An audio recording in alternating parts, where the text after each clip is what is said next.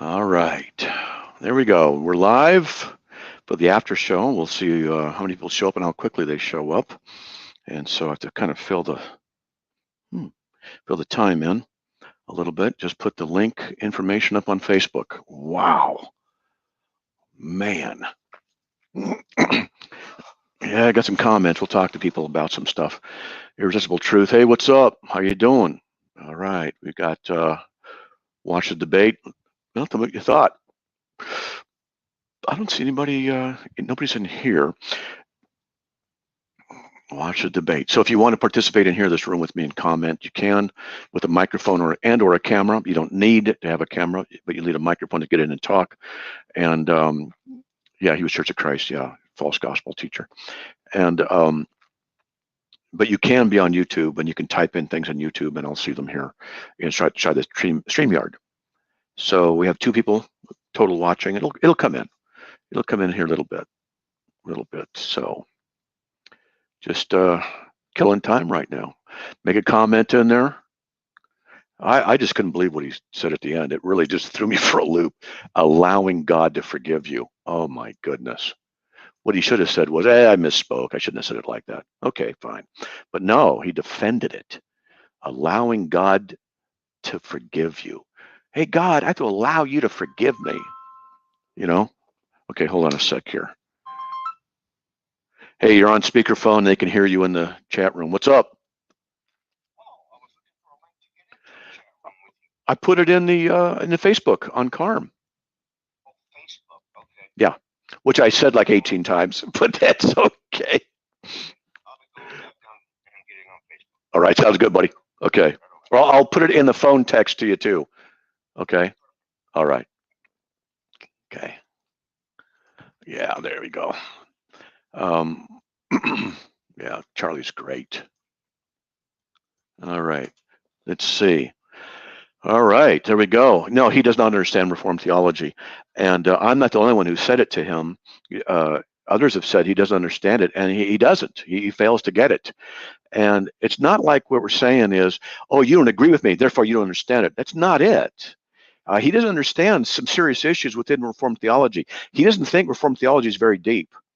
He doesn't understand what he's doing in some areas. And he keeps, you guys who know Reformed theology, he kept misusing the terms, irresistible this and that. Like, what?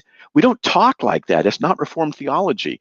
So he's misrepresenting what we say that way. He didn't understand irresistible grace, which he misapplied. He doesn't understand total depravity, what that means. He just didn't get it. Okay, there we go. Okay, good. I just received a doctor's appointment text. So, and he needs to study something very particular, the issue of causation, which deals with ultimate, proximate, and efficient cause.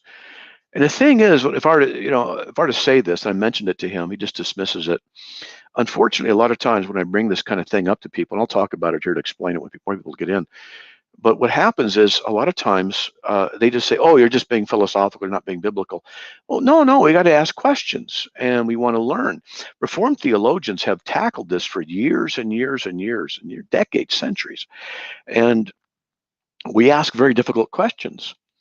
And is it possible? Oh, yeah, he's at least a semi-Pelagian. Yeah. And he's teaching a false gospel also. When he said, when someone referenced Colossians 2:14, and he said that you're saved when you get baptized. Is the sin that's canceled when you get baptized? It's a false gospel, and it just denies what Colossians 2:14 says. He's a heretic. He flat out is a heretic. He doesn't understand the text, doesn't understand because he's in the Church of Christ cult. Hello, Matt. My speaker on my phone is broken, so I can't join in. But did you notice when I asked him when he was sinned that was canceled, he answered at baptism? Yeah. Well, what he'll say is this. Okay, I'll show you what'll happen. You go to Colossians 2:14, and this is what it says. I'm going to read the context. I'm going to read starting at verse 8. All right. See to it that no one takes you captive through philosophy and empty deception, according to the tradition of men, according to the elementary principles of the world, rather than according to Christ. Verse 9. For in him dwells all the fullness of deity in bodily form. That's verse 9. That's verse 10. And in him you have been made complete, and he is the head over all rule and authority. Verse 11, and in him you are also circumcised with a circumcision made without hands in the removal of the body of flesh by the circumcision of Christ, having been buried with him in baptism, in which you were also raised up with him through faith in the working of God who raised him from the dead. Okay. When you were dead in your transgressions and the uncircumcision of your flesh, he made you alive together, having forgiven us all our transgressions, having canceled out the certificate of debt consisting of decrees, which was hostile to us. He's taken it out of the way, having nailed it to the cross. So what he said is that what he's saying is that it's tied to baptism because it's mentioned 3 verses earlier, or 2 verses earlier, in verse 12. So 2 verses earlier, baptism is mentioned. So therefore, it's baptism that saves you. So that's what he's doing. He's saying that the certificate of debt is canceled when you get baptized, but he's reading into the text. What Paul is doing is relating circumcision and baptism as covenant signs. Now I'm going to show you guys something. You go to Romans 4:11, and this is about Abraham. I'll read verse 9, 10, and 11. In this blessing then, or is this blessing then on the circumcised or the uncircumcised also? For we say faith was credited to Abraham as righteousness. How then was it credited? While he was circumcised or uncircumcised? Not while circumcised, but while uncircumcised. Verse 11, he received the sign of circumcision, a seal of the righteousness of faith, which he had while circumcised, so that he might be the father of all who believe. Notice what Paul is saying in Romans 4:11, that circumcision is the seal of the righteousness of faith. It's a seal. It is not the thing that made him righteous. It's a seal of the righteousness of faith. Faith made him righteous. So when we talk about this issue of circumcision and baptism, Paul has already stated elsewhere that circumcision is a sign, a seal of the justification of faith. So when he talks about circumcision in other areas, and he says, having been buried with him in baptism by circumcision, he's relating the baptism and circumcision, he's relating them together. And we know that he teaches that circumcision is a sign, a seal of the faith. So he's talking about baptism being the same kind of a thing. It also is a seal of the faith that we have. And because of that, we then have Colossians 2:13 and 14, which says that he canceled the certificate of debt at the cross. It's not canceled when you believe or when you get baptized, but when Christ was at the cross. That's when it got canceled. And that's the issue, because justification later on is when we get faith later on is when we get justified, and the baptism is a sign, a seal of that faith of justification. That's what Paul's teaching in there. But because he's a heretic, Church of Christ guy who teaches so much heresy and a false gospel, then he has to interpret it that way. He has to. He has to look for anything in the text and say, well, it's about baptism. It means baptism saved. That's not what, that's not what it is. Would you debate Jay Dyer? I've already debated Tony. I've already debated him. He didn't do well. Years ago, I don't know, whatever. But, isn't he the Eastern Orthodox guy? No. Okay, so we have 20 people watching. What do you guys think? Do you guys like it? Debate? What do you think? You want to know something I didn't like? What? Is as you're in the middle of reading a text, he says, don't tell me what you believe. I don't want to hear what you believe. And you hadn't even finished quoting the text. You were simply reading it straightforward verbatim, and he accused you of telling him what your belief was and ignored the fact that you were simply reading scripture. In fact, interrupted you while you were reading it with that accusation. So when he blows off scripture with such a chip on his shoulder to actually hearing it being read, he's thinking this is something you're coming up with and he dare not agree with. Mm-hmm. He blows it off. And that's sad. That's very unattractive. Yeah, it is. That just a knee-jerk reaction to resisting the word of God and painting it with a brush of I'm not going to listen to what you believe. Right. It's gosh, that's sad. That's really sad. But you know what irritated me? I tried to be irritated about anything, but it irritated me when he said, "You don't know your own theology." Like, what? That is so dumb for him to say. The fact is, he doesn't understand Reformed theology. I'm not the only one who said this. He has said this. I mean, others have said this about him too. So it's not just me, but he doesn't. And he doesn't understand the issue of decree and ordination. He thinks ordination means causation. We don't say that, and he doesn't understand this. Yeah, the mischaracterization and misrepresentation, the straw man of Calvinism he presented. I would have joined him in beating him thoroughly, but it was a straw man. It wasn't an accurate representation, and that's unfortunate. He seems like he should know better. Well, there was a lot of things in there. What really got me at the end was, in blah, blah, blah, you do this, that, and you allow God to save you, allow God to forgive you. Because this was in the context of grace coming in, unconditional prevenient grace. You don't need that, blah, blah, blah. And I forget what he said, and then blah, blah, blah, and you allow God to forgive you. What arrogance. What arrogance that is. What arrogance. Arrogance. Hey, irresistible truth. How are you? Get salty right away, Hey, I'm doing okay. What's your first? Oh, Derek. Okay. Hey, Derek. How you doing, buddy? Good. How are you? Doing all right. Now, you look familiar. I'm around. I make my rounds on these Facebook groups. I've been in a few debates. All right. So. Okay. Irresistible truth. I like that. So what do you think? I missed like the probably the first 20 minutes, but I didn't realize he was Church of Christ until halfway through. I looked him up. A lot of this stuff is just typical non-Calvinist stuff that, they can't, I think with the Church of Christ, especially Church of Christ, because of course they believe you have to be baptized and everything. I mean, that alone necessitates them to twist Romans 9 into something else. Absolutely. Hey, you're right. Yeah. Yeah, he's Church of Christ, and he teaches a false gospel. He had a ceremony requirement for salvation. And yeah, it was bad. But, I still can't get over that you allow God to forgive us. Oh, jeez. Oh, man. It reminds me of that song. It's a stupid song. I'm going to give the name of the song. I can find it because I know where it is exactly in my in some stuff. But anyway, in there, in this one song, it says, "God, I give you permission." It's pal. No, what is it? What's the Pandora? That's what it is. Pandora. And I have it. And I have a whole list of all kinds of groups of music, and I have a Christian song. So where is it? I want to give you the name of this song that is just heretical, and it's sung in a lot of churches. Let's see. Well, the next one, that's what it is. It is "When You Walk Into the Room" by Brian and Katie Torwaite. That's what it is. And yeah, it's a pretty song. But at any rate, I give you permission, it says to God. Oh, jeez.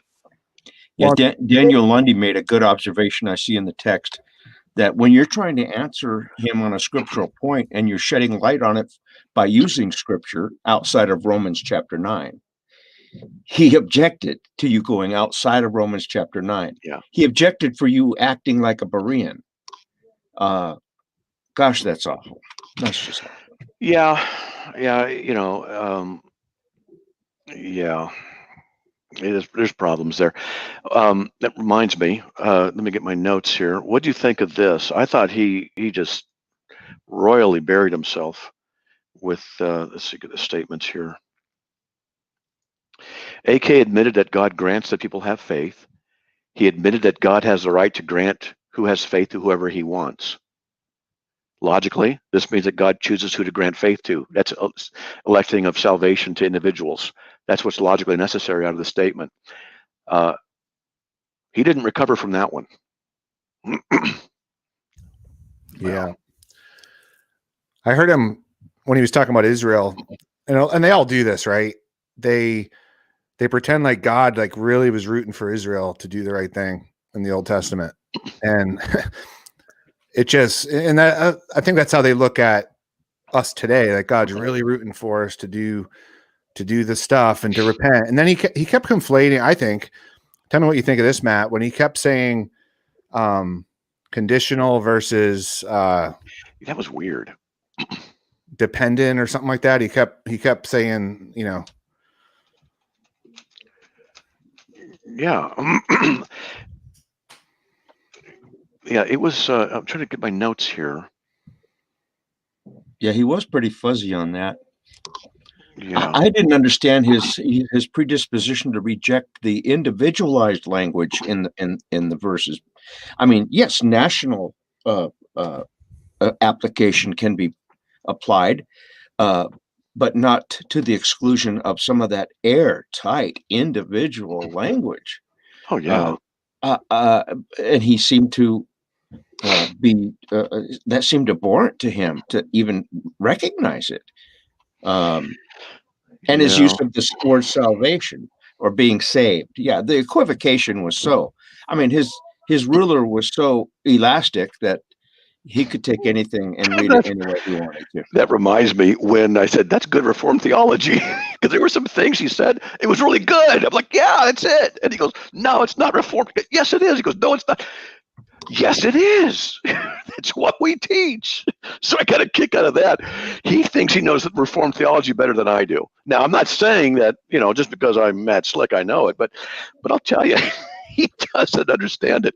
We get that all the time too. A lot of these guys, they'll act like they know the ins and outs, and we're just, I'm approaching the throne to talk to them as a peasant, and they're going to tell me how Calvinism works and all this stuff. That's right. One of the things I'll do is I'll say, okay, so God ordains people do bad things, which is true. And they'll say, see, he causes it. I didn't say cause. I said ordained. Yes, it means that. No, it doesn't. That's not what we mean. It's not what we say. No, I don't believe what you say. Why are you talking to me? And then what I've done before, and I've been doing this lately on Discord, is atheists are even asking about Calvinism, which is really interesting. But I'll say, look, we have what's called ultimate cause, proximate cause, efficient cause. So I'm going to explain this right now. Maybe AK might be watching this later and he can understand something. When we say God ordained something, we're saying that in all of God's knowledge and all of his decrees and all his work, everything that occurs because of God's will. God wills it to occur. Now, even within that, we have to say there's what's called a decretive will, a prescriptive will, and a permissive will. So let me explain.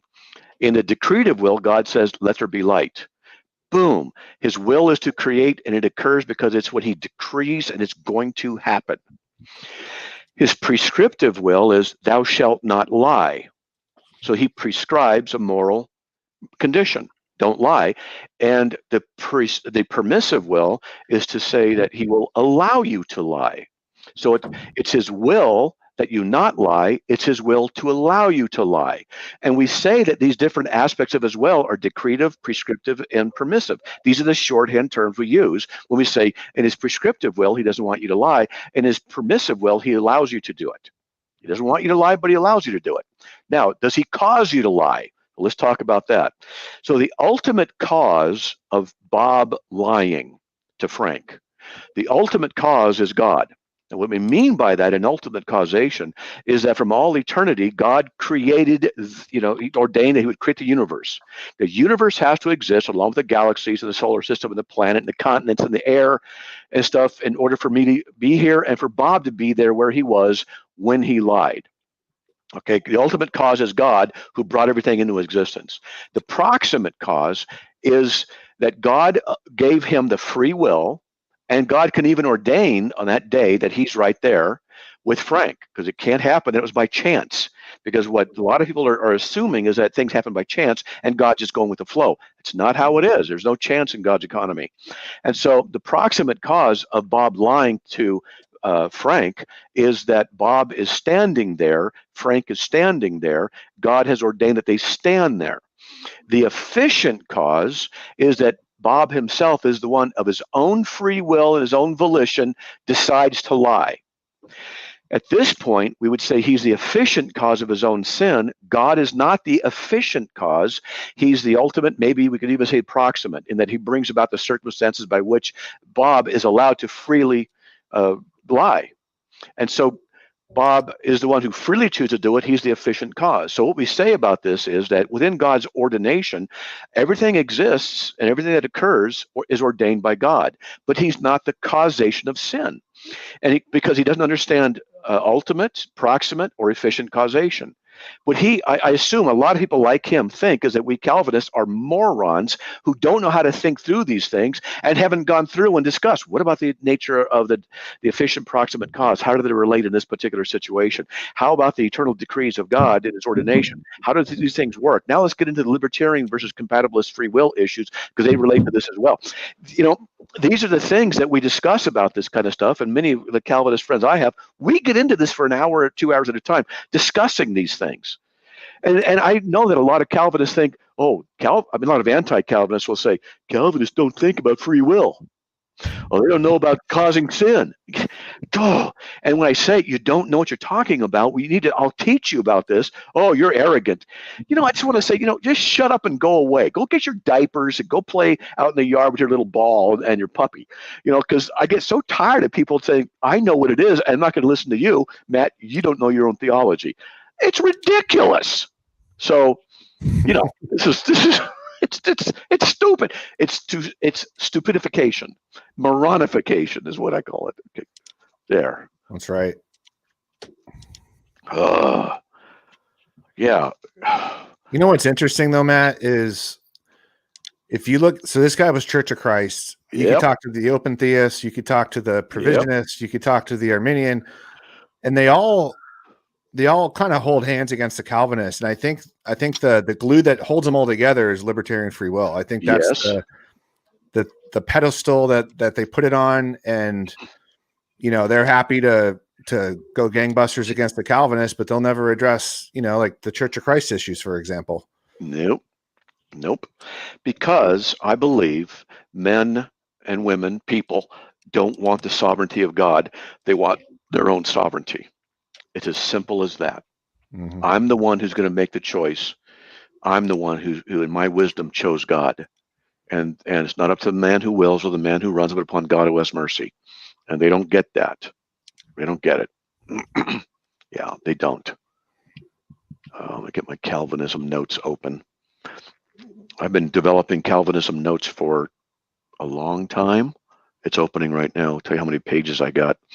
But I've got scriptures that they use. I've got arguments that they use, and I'm going to publish this again. I've already had the first version of it up on Amazon, but I'm going to publish it again. And it's 93 pages of just outline notes, 8.5 by 11. So we get into these issues of decree. Let's see, efficient. See if I even have that in there. Yeah, work, causation, ultimate, proximate, and efficient causation. And that's one of the areas I got to work on and explain it more. And that's concomitant with the issue of God's will, decretive, prescriptive, and permissive. If you're an anti-Calvinist, you don't have to agree with Calvinism, you're listening to this, you got to understand something, that Reformed theology is not just some shallow, we're forcing stuff into the text. We look at the text a great deal, we examine it, and we ask questions.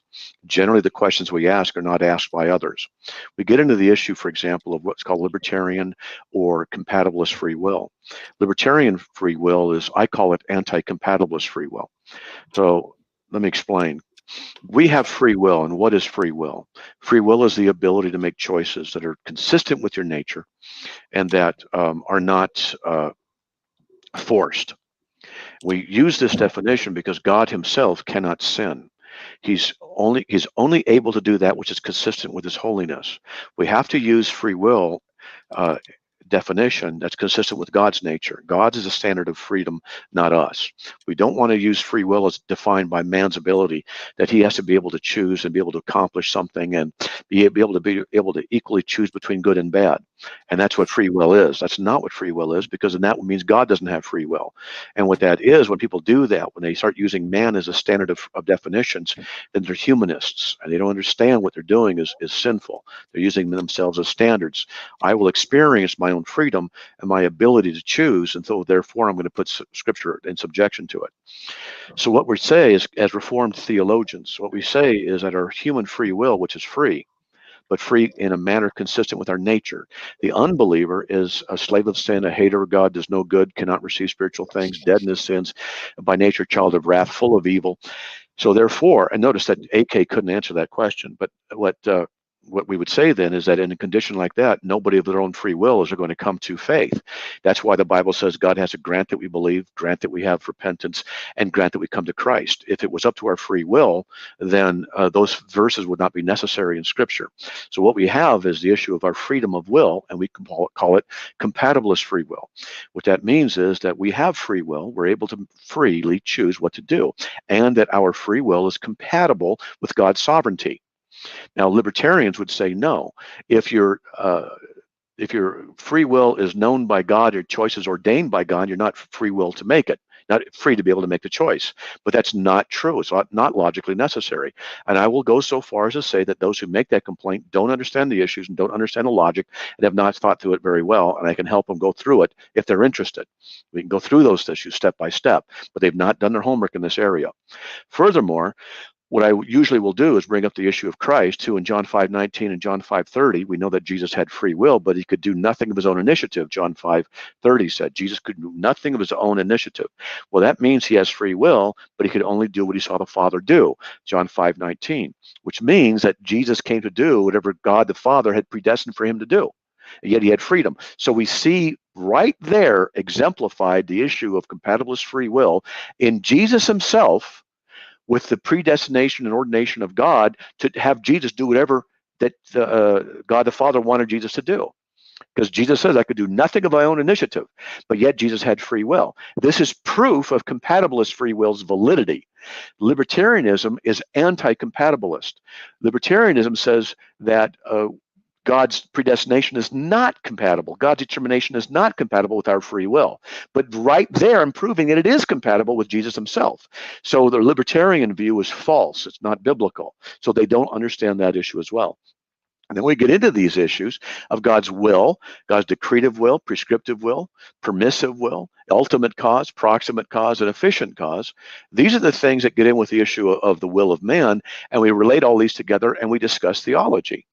And Calvinist theologians have gone through these issues and laid them out in books and laid them out in issues. And what I've always found is the anti-Calvinists have never studied these issues, never gone through these issues. And when I say you don't understand our position, they say, oh, all the Calvinists say that. Oh, you just don't like what we're saying. No, you don't know what you're saying. You don't understand it. And we say that because it's true. And so I just gave a very quick summation of some of these issues that interrelate into these issues about God's sovereignty, free will, predestination, election, ordination, and stuff like that. And they just don't want to do their homework. There. That's good. Isn't that right, Derek? I agree with you. Isn't that right, Charlie? Yep. Yeah, he's nodding his head. That's right. That just shows that both Charlie and Derek are highly intelligent people. They agree. That's just how it works. I don't even like to use the term free will that much, just because it's been kind of hijacked to meet all this other baggage, you know? Yeah. Yeah, because the anti-God sovereigntists don't want God's sovereignty. They want man's. Blonde hair, blue-eyed Caucasian surfer Jesus stuff. Mm-hmm. I don't see the difficulty in presenting compatibilist free will. I mean, God has a free will, but he is not free to willingly sin or to cease being God. No, his free will is consistent with his nature. Yep. Of course, which is a lot better than my nature. Yeah. So my nature limits my choices. just like his nature limits his choices. He cannot choose to sin. So, I mean, it's a simple concept, but the rejection of it is so fervent by some of these people. They've got, yeah, I think you're right. Irresistible truth there. The libertarian view has really infected these people. Yeah. Man-centeredness. It's humanistic philosophy. Exactly. That's what it is. It's bringing God down and raising man up, and neither should be attempted. You know what's interesting though is I've talked to some of these guys that are all about libertarian free will, and of course, they'll say, God has to give you libertarian free will to love you because or else it's not a real relationship, all this stuff. And then you ask them, well, can you be kicked out? Can you choose to be kicked out of heaven? And then all of a sudden they become compatibilists because they're like, well, we have free will, but we just won't want to choose to get kicked out of heaven. Good point. And so all of a sudden they magically become a compatibilist essentially. And so they can understand the concept. They just don't apply it to now. I'm going to use it. That's really good. Can you freely choose to be kicked out of heaven when you're there? That's a good, I'm going to use that. I like that. Good stuff. I love learning little tidbits from different people, different approaches. Ooh, that's good. I like that. Yeah, that's right. I like to, one of the ones I use with AK in our baptism debate, I said, are we justified by faith when we have faith? Because he said we're justified by faith when we get baptized. So we're not justified by faith when we have faith. He goes, but he actually said, yes, we're justified by faith when we have faith when we get baptized. I'm like, what? It just, yeah. I like quick and slick things. So if libertarianism is true, can you unbelieve yourself out of heaven? Here's something else that reminds me. So I asked them, I said, you can lose your salvation, right? That's right, because you can freely choose to give up. Okay. So I say, okay, when you believe God causes you to be born again, born again is that change in you. You don't make the change happen. God causes it, 1 Peter 1:3, he makes you born again. That's God's work. And they go, that's right, God's work. Okay. So God is the active agent in making you a new creature, 2 Corinthians 5:17. Yes, okay. So if you choose to reject God, does God actively make you unborn again? That's the question. And they haven't been able to answer that one. I started asking that 3 weeks ago, and when it comes up, does he cause you to become unborn again? That means, yeah. Then God's there's abortions in the family of God, really? Yeah. It's kind of like when you have to somehow become a sheep, so that way you can believe to become a sheep. Yeah. They give themselves too much credit. They do. All right, Derek. So which state are you in? Which state and city? I'm in Texas. I'm in Houston, Texas. Oh. Yeah. Well, I used to live in Wichita Falls when I was a little punk kid. That's North Texas, right? North of Dallas. Yeah. Yep. Yeah. Very cool. Yeah. This is the good time of year because the 60s, 70s. If we get a cold front, it'll hit 40s or something. But this is totally different. I grew up in the Northeast where you have freezing and snow and all that stuff. So it's kind of nice here. It gets hot in the summer though. Yeah, it does. It's 34 degrees where I am right now in Idaho. 34 out there. But I just wear a t-shirt when I go out to the stores. I just walk from the car unless the wind's blowing. That's a different story. Wind chill get you. Yeah. Wind chill will get you. But good. You're in Houston. Good. Charlie's in Spokane, Washington. I'm in Lima Region 10, yeah. It's 37 degrees here right now. Yeah. Yeah. How far north and how far east did you used to live? Because I'm from upstate New York originally. I grew up around Boston, just north of Boston, Massachusetts, and then I went off in the military at 17, and then from there I was all over the place. So okay. You were in the military? Yes, I was in the Marine Corps right out of high school. Wow. So thank you for your service. Yeah, thank you. Oh yeah, sure. Yeah, good for you, man. My dad was in World War II in the Navy. He was in Korea in the Army, and he was in Vietnam in the Air Force. Wow. Yeah. A lot of wars and a lot of branches. So yeah, I used to sit with his listen to his war buddies talk stories, and heard some interesting stories and stuff like that. He never saw combat. He was behind the line support in technology, telephone communications and stuff. So how far am I away from Doug Wilson? Probably about 4 or 5 hour drive. Yeah, he's up around Moscow, isn't he? Yeah. That's way up at the north point, that north little piece, right? Yeah, let's see. I can go to maps and find out where I'm at, but I think it's about halfway between Charlie and I, where we are, roughly. Yeah, I'm up by Coeur d'Alene, just across the border. Yeah, let's see. I go over there to buy my gas, 20 cents a gallon cheaper. Is it? Oh, wow. Yes, I'm thrifty. I'm thrifty that way. Oh, that's right. Moscow, Idaho. Now I'm curious. Directions. And from where I live, how long would it take? It takes 5.5 hours to get there, according to that. But when I drive, it's about 20, 30 minutes.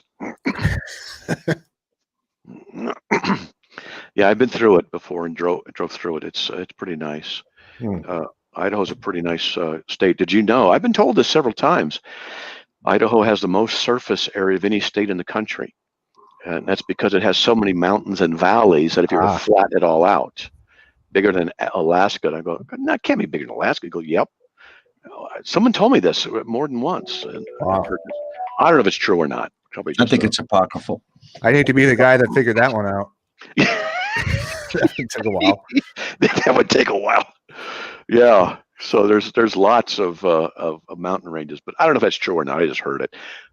But it's like Texas, though. We can carry a gun, no problem. I like that. Yeah. Yep. Don't mess with Texas, like they say, right? Don't mess with Texas. If it gets bad, that's where I want to go. Yeah. All right. So let's see what they said in the comments here. I hope some in the chat room looked at the links Charlie posted. Good. He's a link master. Hey, you should get a t-shirt. I enjoy putting those links in, and I hope people, if they don't have time now, if they go back and look at the text, right, that they can grab those links, because some of your articles they're not like these huge tomes of information. They're rifle shots right on topic, and they're really helpful with your Bible open to go and look at the references and see, okay, let's see what we got. And I, not just because you did them and I'm not kissing your butt, but you give a good balance. You're not afraid to put in what people have brought up as objections to a point of view. That's and right. I like that too. So yeah, so there you go. Now let me wipe that off my nose. Oh. I like that. So Cody Robbins says, despite he's gone woke, the best Calvinist point I've heard laid out is Matt Chandler's Two Wills of God. Interesting. A lot of people don't know I've done 5 1-hour shows on the 5 points of Calvinism. I did it on the radio, and I took the audio and I copied it, and then I put the scriptures in. So as you go through it, it shows everything. I think the links are in your article, Tulip Week Notes on Carm. If someone puts in Tulip Week Notes in the search engine, it'll bring them there, and you'll see the YouTube links for those 5 points at the bottom part of the article. That's right.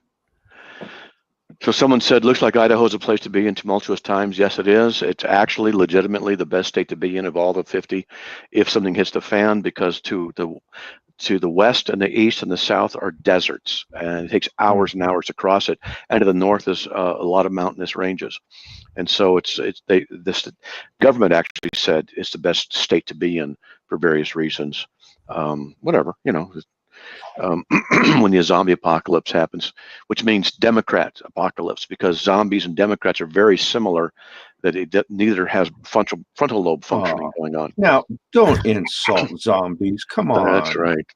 They're similar, Okay. I was going to say authentic zombies might require an apology, but that's right. Let's see what else people are saying. Back in 1997, I was a transporter. There was a man with cancer that I led to the Lord minutes before his death. Praise God. According to AK, he's in hell because he wasn't baptized. Right. And AK and I went over that in a discussion our last time. Someone who believes in Christ and believe by faith, dies before he's baptized to go to hell. He goes, yeah, then he's not justified by faith. And he's a heretic. He's teaching a false gospel. I remember that debate, and he was just as prone to blow off pointed scriptures that were spot on during that debate, as he was at this time. So I shouldn't have been surprised when he interrupted you when you were reading a text of scripture and said, "I don't want to hear what you believe." Yeah. But it surprised me anyway. Yeah, he did piss me off though when he said, "I don't know what I'm talking about, Calvin." It's, he keeps saying that. It's like you just, you don't know what you're, so much heresy, so little time. We got to get a T-shirt for Charlie that says "Link Master." That'd be good. Anybody else want to come in here and make any comments? It's kind of getting late, so if you guys want to, please do. Did you post the link for him? Yeah, I've done it a couple times. Okay. Are you Mountain Time, Matt?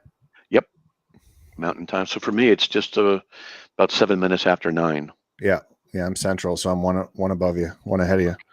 Okay, and Charlie's one behind. I'm lagging behind as usual. Yeah, except that Spokane to Nampa vertically is only like 30 or 40 miles left and right. So we're just that time difference. It's a weird, when you look at a time map, there's a real weird glitch right in that area because of a divot. I don't know why they do that, but at any rate.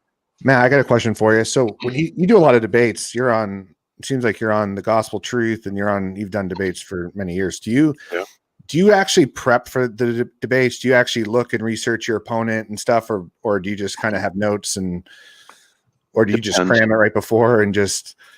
Sometimes.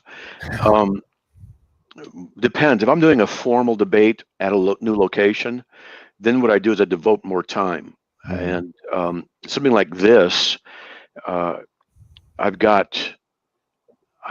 know Romans 9. I've taught it many times. I've actually written articles on Romans 9 and answering objections to Romans 9. So I knew what he was going to say. And then what I did, I could show you my notes if you're interested, how I did, and I prepped. In fact, I might as well just show you because you asked a question. That's the outlines on Calvinism. Let me get this. This is what I did for this. Let me share the screen. All right, so I'll just make it bigger so you can see. If you can read that. So this is the whole text right there. Mm-hmm. And then what I did was election defined, put my notes in there, and I put stuff in different colors because that means something to me. I'll go in. This is a comment I might want to look at. This I made it a different color for the issue of if I needed to get into election, I could go into what it was and the documentation from where it says what it says. And then what I did was I took each of the verses and I made it into an outline. And so verse 1, 2, 3, 4, 5, and then just basically summarize what's going on. And you'll notice that this has a link. It's a heading 1, so it's over here. So that I can click on something like Pharaoh down there. It'll just go to it right away. And that's the idea, at any rate. So, so I do that, and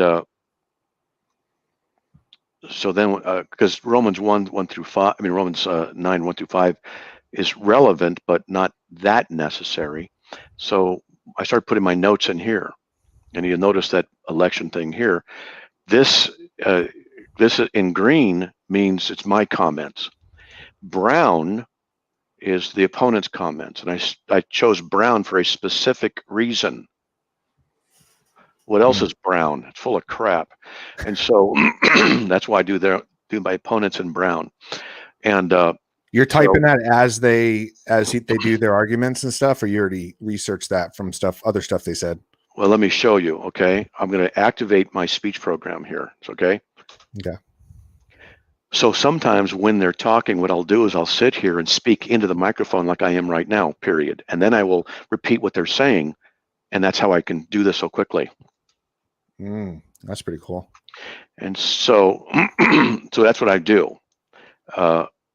And I get their comments. So that's why I muted myself, because I was speaking while he was doing his stuff. And so he differentiated between Isaac and Ishmael. The previous 8 chapters talks about faith, is what he said. So brown means it's his stuff.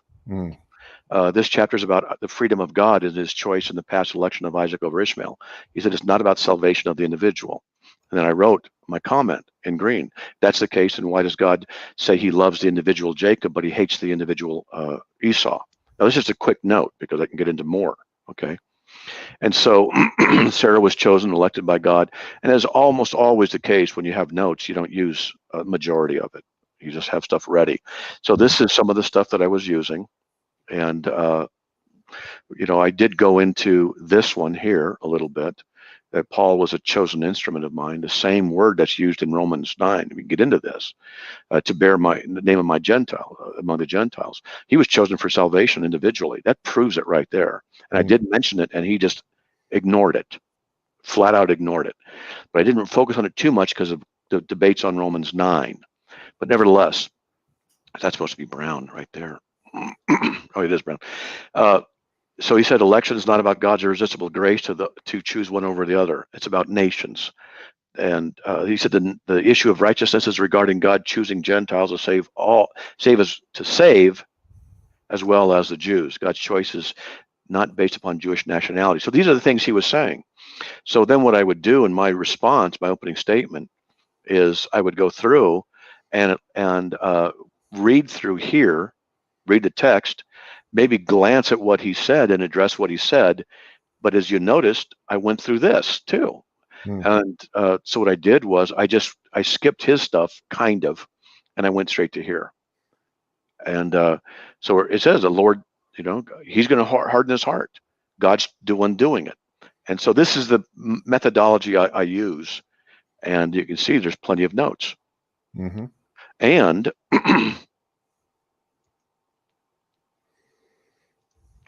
let's see if I can find this. So here are my debates inside of my, I think I have different debates, like these are the ones in 2020 that I've done. And I have my notes.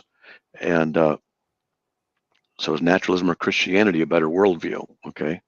Slick versus Neff. And so, I don't need that right there. That's just a DRA file. Okay. And so I started this about a year or so ago, started keeping more regular topics and stuff like that.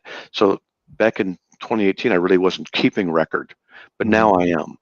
And so in 2021, Romans 9, Schlick versus K. Robertson, I look, and there's the document right there. This is the document I was just showing you. So, and that's it, so that's what I do.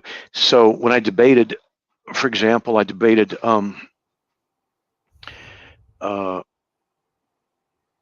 see, stop screen share.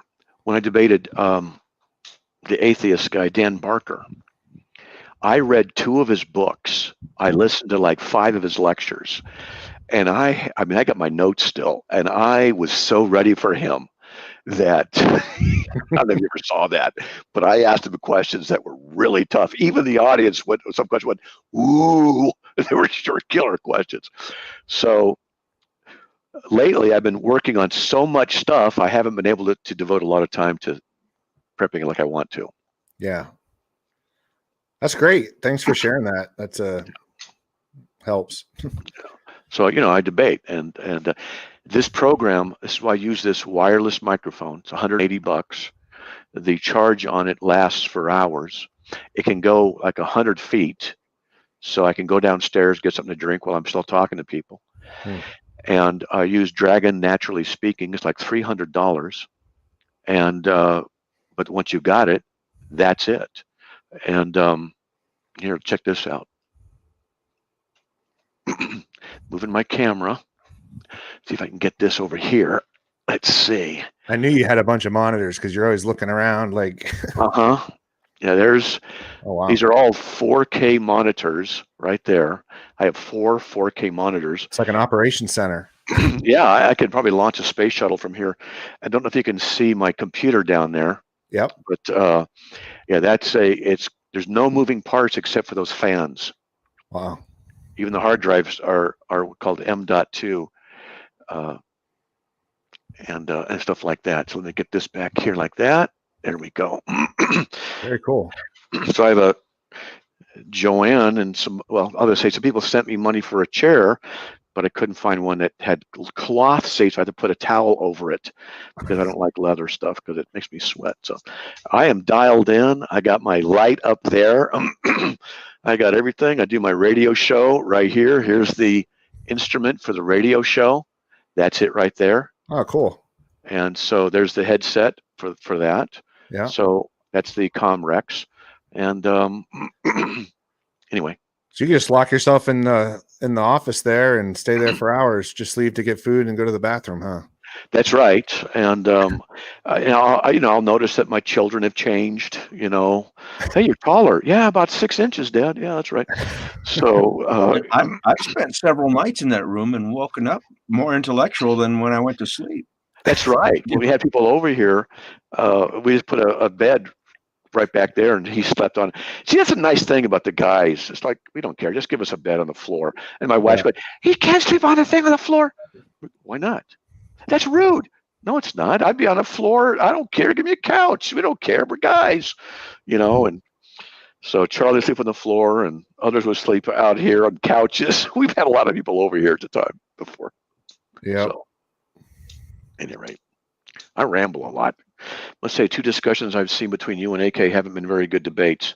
Humboldt, why do you say that? Yeah, he's the one guy I get PO'd about. I do. I must admit, I do. Wonder how old is he? Because is he 47? Could it be an AK-47? Yeah, I put in the comments I'm more of an AR guy. I have an AK-47. I love it. Do you? Yeah. Oh yeah, I love it. But I need an AR. Yeah, I carry a Glock. What do you carry? I have a Glock 19, but I switched over to the SIG 365 XL. I love it. Okay. It's a good everyday carry gun. What's the mag capacity? So Single or double? 12 or 13 plus 1, but it's very unique because it's slimmer. Like you wouldn't think it can hold as many as it holds. So okay. I'm a bigger guy, so I like the smaller guns, but I don't want a little pea shooter that has like 5 bullets in it, Right. Well, how tall are you? 6 foot. Yeah, I'm 6 foot, and I carry a Glock 19, but it just, I want a 43X. Do you carry appendix or like at the 4 o'clock position, or where do you carry it? Right butt cheek cantered. Yeah. Okay. Inside my pants. Yeah. And so that I can walk into stores. They say no guns allowed. I walk in with it, and no one says anything. They don't know. Right. Yeah. Well, I don't know about where you live, but Texas, they changed the law, and I met with some attorneys over this. But if you go in to a store and there's signs that they have different signs here, you don't carry open, don't carry concealed. But even if you carry concealed and they found out, like the worst they can do to you is like fine you $100 and it's like a misdemeanor charge. So the attorneys were like, it's not, they changed the law, so it's a lot less of a infraction. But exactly. How would they know? Typically, if you pulled it out, as long as it's a good reason, I doubt they're gonna. That's right. Too much. That's right. And my wife and I were actually talking about something. There was a pastor in the news. A guy broke into his house, and the guy got the gun away from him and killed the pastor. It just happened a day or two. That was in his it was in his church bathroom. I read about that. That's why. The church bathroom. He was on the run. He was like in the woods or something, and he snuck into the church and was hiding in the bathroom. Somehow the pastor, I don't know how he found him, but then the pastor had a gun. Yeah. And then the guy overpowered him, took the gun away from him. Yeah. Because my wife was saying, how could that happen? And I said, well, if you're too close, it can happen. But it's a lot of responsibility, Yeah. When I carry, when I first started carrying years ago, my whole attitude changed about everything. I won't get in a confrontation with anybody. I will leave. They say something, that's fine. I don't care, because I realize how serious it is. That's it. Okay, well, fine. See you. Bye. No, you're absolutely right. I mean, I was in law enforcement locally and the feds for 3 and 3, so 6 years total. But when I told my wife at a restaurant, we were just sitting there. I was like, what do you think I would do if someone ran in there and held up the cashier? And she's like, well, you go after him and go. And I'm like, nope, I'd be a good witness. Or if it was really bad, my goal is to protect my family. We're going to sneak out the back door or something. Call the cavalry, but you can't be the hero unless you're forced into a corner, Yeah. Oh, yeah. And in fact, years ago, my wife and I came home one night, and I made a very bad decision. We came home, and our kids had been there, and they were all gone. They were supposed to all be gone. And the front door is wide open, and the lights are on, and their cars aren't there. So I said to her, this is, I'm just going to admit it, it was stupid. And I said, I'm going to go in and clear the house. What I should have done was we knew the kids were away. We didn't know what was going on. We should have just called the police and had them go in and do it. But I went in and cleared the house out. And my wife snuck in the back door to go to the bathroom, and I saw a figure, her, in the kitchen. And I started raising my Glock, and I saw it was her. And so my friends have all said the same thing. Matt, you're stupid. Yep. And next time, yeah, but when you first get your gun, you're eager to be stupid, and yeah. But I thought I was protecting my wife. But I'm with you. I just leave. I'm not doing anything. The only time I'd ever draw my gun is to save my own life or the life of my family. Yep. Yeah. Yeah. Most of my assignments in law enforcement were we didn't want to carry a weapon because we were so outnumbered by the bad guys. If they knew we were unarmed, it was our advantage. We didn't pose a threat to them. But even on duty in my years in law enforcement, I never had it out of my holster on duty. So there was never an occasion for it. So I was very fortunate. Good. But I was trained by a sheriff that said, if you do have to get involved, be sure you're the only one that lives to talk about it. Yeah. It's true. I mean, I would say most don't have to shoot or anything, but with the media nowadays, everyone's conditioned. They think there's shootouts every, constantly out every day, and it's just not like that, Right. Right. So, Derek, you said you were doing federal law enforcement? Yeah, I was. So I was in the U.S. State Department. I was a special agent in that department. Really? And that's what brought us to Houston. I'm not originally from here. So we moved here back in 2012. Yeah, we'd investigate federal criminal crimes with passport and visa fraud. And then we do tons of dignitary protection. So I was on protective details for Prince Harry a couple times, the Dalai Lama, presidents of other countries. The Secretary of State at the time was Hillary Clinton. So I went with her detail in to the Middle East, to a couple places in Africa. Tons of travel. And then here in Texas, we had to cover the border. So I was down at the border down in McAllen, Texas, Brownsville, the whole RGV, they call it, Rio Grande Valley. So we were inserted into the border patrol, CBP, Customs and Border Protection, where people are actually crossing the bridges and stuff. So we'd investigate there. And we also control all the embassies and consulates, all the security measures. And so I was out of Houston, and so I did a lot of those small trips. I went to China for a couple months, up to Shenyang, to do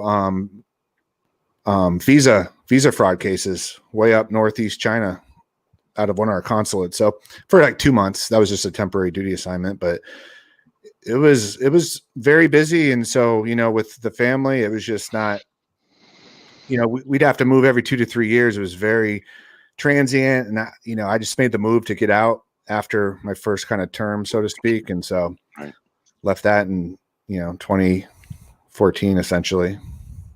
Wow, that's awesome. You probably had some great stories that you can't talk about publicly. Yeah, I mean, I always say it was a perfect single guy job, right? When you don't have family and you can just go, because you're on the plane, you're jet lagged half the time because you're going overseas, but it is kind of cool. I mean, I won't lie when you're doing the details, but I'll tell you what, though, you sit around a lot. So you might work 18-hour days like on these protection details, but you're only moving when whoever you're protecting is moving. So you sit around, you sit in the vehicles, you hang out. And so it's interesting. You got paid well though, right? Yeah. Cause they would actually pay for overtime and stuff. So you got tons of overtime when you're on those duty assignments. Wow. Yeah. If we were together, in the same room, I'd go, okay, if you want, I'm interested in the stories you could tell me. Because I do know that there's certain things you can't say publicly, but Chuck and I have a friend, a mutual friend, who's retired Border Patrol. He was on special details. He did a lot of guarding of people and stuff like that. So we've heard some interesting stories. Mm-hmm. Yeah, you guys are awesome. You guys are special who can do that kind of stuff. Seriously. I was fortunate in that I was right there by Camp Pendleton. I got to work with the Marines, the Coast Guard, the DEA, Customs, Border Patrol, all those guys. And you were a deputy, Charlie? Is that what you said? Forest Service. Yeah, in the National Forest was my assignment. Cool. So I was lucky. They were very liberal in how we could appear out there. We appeared like the bad guys many times, but I learned how to write a good report. That was a word snapshot, so to speak, and would do well in court. So I told myself, the better I write, the more I can stay out of court. I'm not going to shave till I have to go to court again. And I ended up writing some really wonderful reports and through this period. So my reports were used for training purposes. So wow, they must have been good. And I enjoyed not shaving. Wow. But yeah, we had a most unique assignment, and we could do everything. We could do anything. We could do a lot of good. Most of the people we dealt with, I'll tell you the truth, needed services more than they needed to be busted. And the kind of people that were my coworkers were, if people came in with a cops and robber attitude, they found their way out of our unit pretty soon, and they promoted or something and went away. But we were satisfied to work with people and try to do something positive, and we had the opportunity, so I was very fortunate. That's good. Yeah, that's pretty cool. Hey, I got a question for you, Derek. Your video is very crisp, very clear. What kind of camera are you using? So the camera is a Logitech 922, which it's pretty common. I mean, it's probably, I don't know, $80, or it's not like a super high-end camera. But I have a feature on it. So I use, have you ever heard of XSplit? I think so. Yeah. Okay. So it's like they have a XSplit's a brand, and they have like a broadcaster thing. And you can do like what you're doing, what StreamYard's doing. It's super easy. Right. XSplit has a broadcaster. You can do more with it, but it's a lot more of a learning curve. Well, they have a camera. And so I slightly tint, or I slightly blur the back of behind me. So here's my camera without any blur. See if you can see that change. Yeah. So I go to like a 13 out of 100, and I got a slight tint. Now I can blur this all the way up, which is now. Oh, I like that. It's kind of like a green screen without having a green screen. I got to check that out. Explicit. There's another one that's similar to Explicit, but it's different. I can't remember the name of it. Well, this one's XSplit. Oh, here, I'll type it in the XSplit. Yeah, sorry. You can also put, like, if you have a logo or background, you can. Now I'm with you up in Idaho on my camera here. So, hey, there you go. That is awesome. Without a green screen. Yeah. Now, depending on your background, you can kind of see a little bit of the blur, like around the edges, but you just got to play with it on a background that works. So I prefer the blur. Yeah, it looks personally. good. But you can get like the what is it, the DSR cameras that are pretty high end. Those are a lot more expensive, and those give you a natural blur because they just focus on your face and everything's a natural blur behind you. But I think that's what more of the pros use. But right, yeah, XSplit. Yeah, there's when I bought my thing, it was a couple $100, like a lifetime. And they have Broadcaster, which is if you want to get into like the production stuff. And then they have XSplit Cam. The V Cam is what I'm using right now. And so when I signed into StreamYard, you drop down, you can pick your camera. I just picked the V cam, and it links into the system. So, wow, interesting. I got to check this out because I've looked at XSplit before, but there's another one that we went with when I was teaching Bible studies, and a couple was helping me, and they did the other system like this. They go and get a camera. yeah, there's like OBS. There's OBS. a few. Yeah, OBS is a very similar. I think that's more like a free one, but it has like open source, so you get all the techie people are doing code and all that stuff. Yeah, so it says there's download VCam and download Broadcaster. So VCam is the camera. It's like a little app that you can basically it links you pick your camera into VCam, and then you can do the fancy dancy stuff. And then Broadcasters, if you want the whole system broadcast thing, which that's what I'm starting to use. I've done a couple shows with it, and so it's a little bit of a learning curve, but yeah, that's the thing. There's so much technology. StreamYard's easy though. I mean, you could, I've used it once and it's dropping, you can do banners and stuff. So they're adding features all the time, which is nice. My little cheapo camera went all iris on me, and that's why I'm bleached out. I need to get one. I think it overheated is what it did. And the camera? Yeah, I had it up on top of a hot monitor. That's the only thing I'm guessing. It's cheap enough that it doesn't have too. You also have what? Lighting, like these box lights. Yeah. So I have a box light right to my 11 o'clock, and then a box light right to my, I guess, 9 o'clock. Right. That does it's help. about this size, but it's like a soft light, so it gives you some good lighting. Yeah, lighting is crucial. But I have these monitors right here, which is from probably 80 degrees, and so getting lights at different angles. But I'm going to be starting to do more video work here in a month-ish or so-ish, where I go through and take the articles, print them up, and then stand in front of a camera and just start reading through and commenting and trying to then attach the videos to various articles so people can watch them. And so I'm interested in video work, and I realize how important, I've been studying this off and on for a few years, but how important lighting is. It's critical. Sound and lighting are a lot more difficult than people realize, and it's important.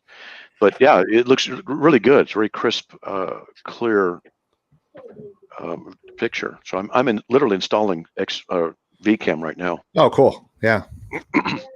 I'm going to stay low tech, so there's not a good picture of me gets out there and accidentally starts an idolatrous cult. We don't want that to happen. So yeah, I tried another. Debbie's laughing too. Ball cult, right? Moloch. No chance. No chance. There you go. I put my the camera's a Logitech C22. So C22. Yeah, let me make sure on that. Yeah, C922 or C922. Yeah, I think I had the same thing. I'm not sure. It's not definitely not a super high end, but it's pretty popular from a kind of a middle of the road. A lot of people use them. Yeah, that's what I was looking at. C922 ProStream webcam. Yeah. Yeah, I was looking at the one with the little flap or the not flap. Yeah. Okay. Yeah. Yeah. Let's see. Camera. I have a C920. That's what it is. C920. Okay. So I'm sure it's still 1080p and all that stuff. Def, and so it's probably very similar. Yeah. Yeah. Well, I'll wait when Matt gets a better one, he'll give me his old one, maybe. So, like, for instance, I don't have any other lights in this room on. Well, I have a light kind of on over here, but the typical room lights are not on because I've learned a lot with lighting. You want like consistent, like the Kelvin and stuff. And so, a couple cheap things, you can make it look a lot better. It looks more advanced and cool than it costs, Yeah. The C922 works better in low light conditions. It says, yeah, the research and do stuff. Logitech, Irresistible Truth.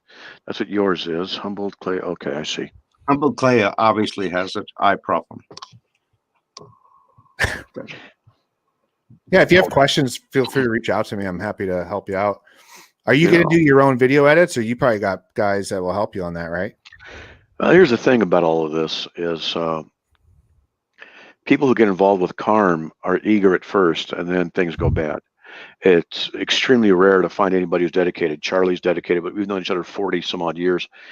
We've got Laura Anderson, who's still in the text here. She's very dedicated. And finding people like that are just rare. So if I have people who want to edit, I'm hoping that there are people who want to do stuff. What I want to be able to do is get like a Dropbox folder, put my raw files up there. I'll do the lighting and do blah blah blah raw files, and then they got to put the intro, outro. They got to make it look good and the whole bit. Yeah. And what reward is there? Because this could take an hour, 2 hour a day, and I would do a lot. And so we got to pay them really, and we don't have the money to pay them. So we volunteers. It really just doesn't work very well. So what I have to do is basically do all of my own work. I have to set up the audio, the video. I have to do the video editing. I have to teach myself everything. I could teach all kinds of stuff because I've had to learn for technology. So if we can find people who want to help, it's great. But they bail after 2 to 3 weeks. It's a tough ministry. Yeah.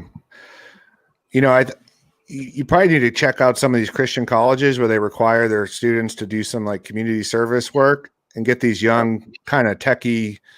Because if you get someone that already knows the game, they could pop those out pretty quick. I mean, I'm starting to do videos, but it's very time consuming learning curve. And so. Yep. Yeah. And so each time I get back into the video editing stuff, I have to update my program. Like I'm using Vegas Pro 365, and it's very sophisticated, very good. And my computer is fantastic. It's video processing area. So, I got to reteach myself, and that's just what I have to do. Mm-hmm. So, I've taught myself Excel, computers, PowerPoint, Word, all this stuff, HTML, CSS. So have you ever used, so if you have a project, like a one-time project or, something that's not, I mean, you can do it with continued stuff, but I outsource overseas all the time. So you can use a website called Fiverr, FIVRR.com. There's Upwork.com. So I did an intro video and I hired some guy from Bulgaria. I paid him $150 and he spent, a bunch of time doing one of my videos. It was like a one-time shop type thing. Yeah. But if you have a specific project, like you're like, all right, you need to do all these things. Like you can work out a package price and pay them as they go. And it's so much cheaper than if you hired here in the US. Right. What's the first one? FI what? The first one's Fiverr, like FIVERR.com. Okay. You can do voiceovers, like you can do like if you had you had a scripture verse and you want like a professional, like movie style voiceover, they can do that. Pay them like $5, $10. It's crazy. Like what you can get. The second one's Upwork.com. And so. Yeah, I'm looking at both. I will check them out because I'm going to be needing intro, outro stuff for videos, something quick and slick that looks really good. Well, and if you have your style, like if you have your branding style, once you figure that out, then they can just pop that in each video, unless you want it different each time.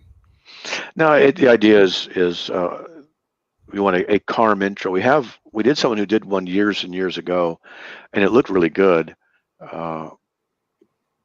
I got it someplace. You can go to YouTube and look, but it looked really good, and so I have those still, but the resolution issue has changed on YouTube, so now it's too old.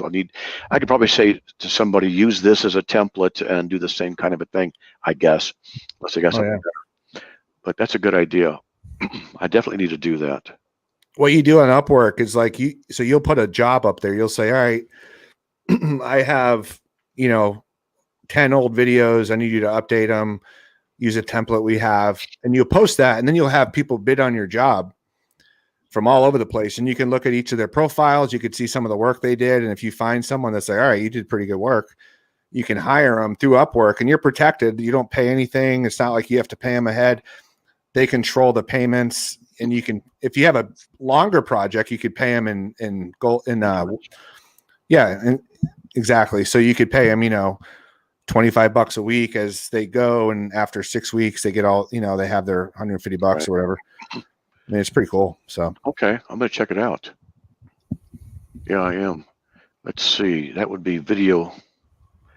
Yeah, I have lots of folders, lots of categories. Let's see, video. or you give them a teaser project, just give them something small, just see how they do, and then Yep. if they do good, then you're like, all right. Yeah. Hey, I love this stuff, man. I love getting help and see video VID. Yep, right there. Good. Well, I'm gonna bookmark Fiverr and the other one, and normally what I'll do is when I'm ready to do something like that, I just jump in with all fours and work on it and then figure it out. And I have to keep notes now on what I do, teach myself, because I'll come back to it 4 months later. What was I doing again? And, I got to do my notes. And yeah, Here, I'll put my Derek, have you explored the Twitch platform? Yeah, I mean, I don't use it. I mean, I know it's huge with gamers, and I think there's some non-gamers starting to jump in there now. Yeah, I tune into a couple of radio shows that are live, like Joe Pags and stuff. He's on there, and yeah. Do they have kind of the Christian kind of show stuff on there, or no? it's current events and news topics, current news topics, but he keeps it pretty G-rated. And if you're a subscriber to his Twitch, he talks to you during the commercials and stuff like that, and it's very it looks like a very sharp setup, and so I subscribed to the free service of it, and it looks doable even for a knucklehead like me. It looks there's doable. Kids on Twitch making a ton of money, because what they'll do is they'll play their games and they'll have their little face on the side and they're talking to their audience, and people like donate money, and it's crazy. Yeah, one of my daughters does something kind of similar, and it's technology that's out there, and she gets people, on these social interaction things, and they support her. Of course, she's really good looking, so that always helps. But maybe they'd pay me to stay off the air. Yeah, they would, along with me. They pay me.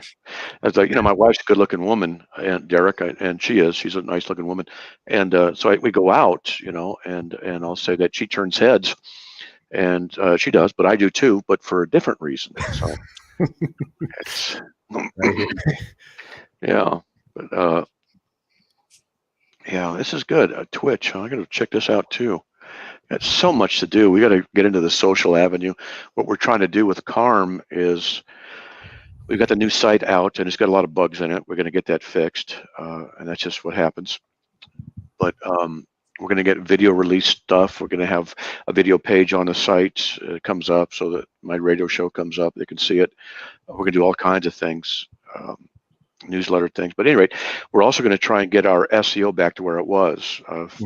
We lost a lot of traffic because of the server crash, and it's quite a horrendous story about spending years and thousands and thousands and thousands of dollars trying to get people to develop stuff, one inside of the country, one outside of the country, and both fell through, and we lost thousands of dollars and couldn't do anything about it, kind of a thing. And we finally got this thing released. So during that period of time, we lost a lot of traffic. We were at 97,000 page views a day, and now we're down to about 20. So we're going to be spending a lot of time trying to get back and using Twitch, using Facebook, using Twitter. But I also believe that in the video stuff, I'm 64, and so I got my daughters who come over. They're on their phones. Their friends are on their phones. They don't read. They do video. So we've got to start moving video-wise, which is why I'm really interested in how to do all of this stuff. And just got to check it out, and look and learn, that kind of thing. Yeah, tech is so crazy right now. Anybody can get on and start making stuff out of whatever they want to talk about, and some people it catches on. And we also started not moving over to, but there's all talks of Twitter and Facebook. So I mean, we have a footprint on Rumble, which is like a YouTube alternative. Exactly. MeWe, which is a kind of a Facebook Yeah. alternative, and Parler, Yeah. of course. And so Parler. Yeah, we're Parler killing all of seems them. attractive. But when you start if you start putting out a lot of content, that's a lot of uploading and a lot of just busy work. So that would be another place where you'd probably want like someone just to do that for you. But again, there's always those. Yeah, it's a lot of work. And one of the problems is what we want to do is find people who are qualified. Just for getting people to answer emails is like a month-long process because we have to find someone who's theologically astute. Well, when we do stuff for CARM, tech-wise, we've got to make sure that we can trust them. Mhm. And it's difficult to do this. And unfortunately, we have the clog in the drain problem. And I'm the drain and also the clog. Everything's got to go through me. We don't want that. So we're delegating more and more out to people who I trust. And the reason I'm so reticent about doing it is because when a couple of years ago, we had the board of directors, 3, 4 years ago, I don't remember the details, but I stepped out of the board of directors position so that a board could step in, and then they would run all the peripherals, and I would just do radio, write, research, debate, teach. And it turned out to be one of the worst decisions I've ever made in my entire life. And it was so bad that my wife and I had agreed I was going to abandon CARM. I was going to leave. And you can imagine how bad it had to be for me to be able to do that. And I was breaking down. I was sobbing. I would walk across a room and just start crying because the pressure was on me was so immense. Plus my wife's open heart surgery was happening around this time. It was immensely pressure. And my wife goes, I don't want you doing this anymore. And we're going to leave. And anyway, got control of everything back. And so now people want to work with CARM. You better sign over your firstborn, and I want to, make sure that everything's good because I don't trust people.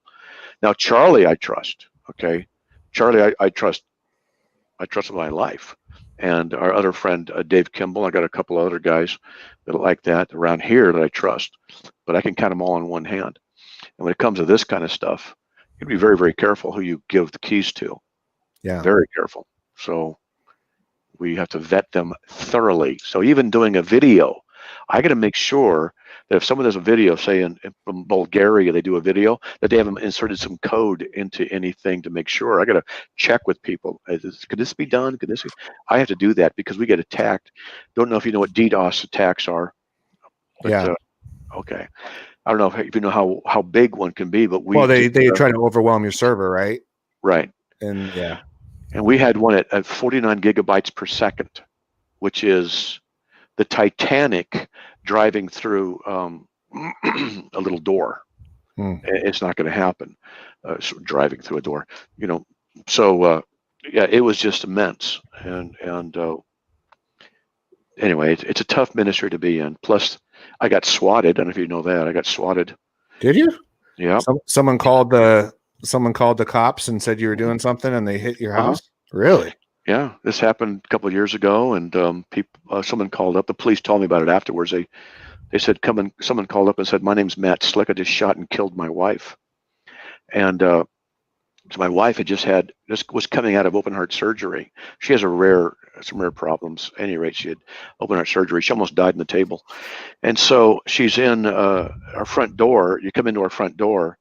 As soon as you walk into our front door, to the right is our couch.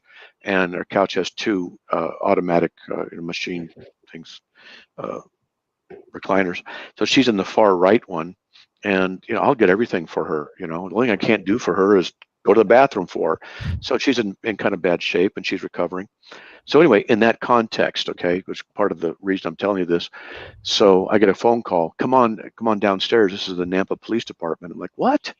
I'm debating with some people online, and so I walk downstairs. My wife, I go, what's going on? She goes, I don't know.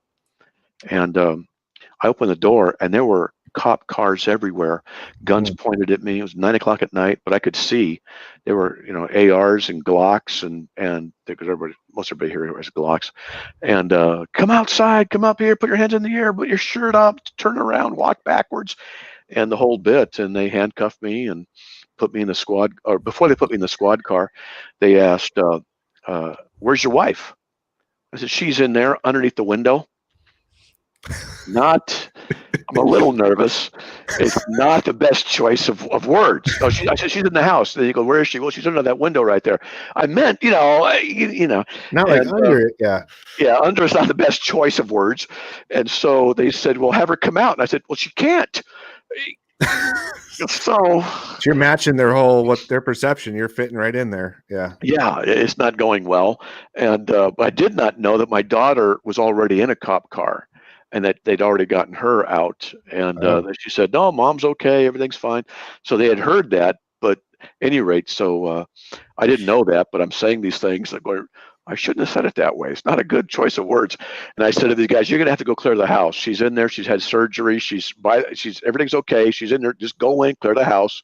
I know it'll take 5 or 10 minutes for you guys to do it, and I'll be out here waiting for you. Just go for it." I didn't care. I was having a good time. I didn't mind. They went and cleared the house out. And they came back out, and everything was good. They uncuffed me, got me out of the car. And they asked, "Well, why would anybody do this to you?" I said, "Let me tell you what I do for a living." And so I did. And then before they left, I said, "Hey, guys," I said, "you guys were great. I had a good time.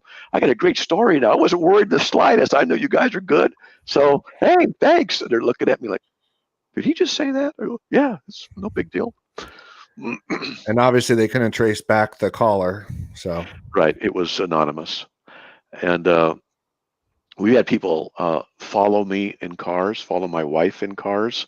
We've had this happened 2-3 weeks ago. Snow was in a little bit of snow print was in the driveway, and at night there's car tracks coming up, and there were footprints going up to our door.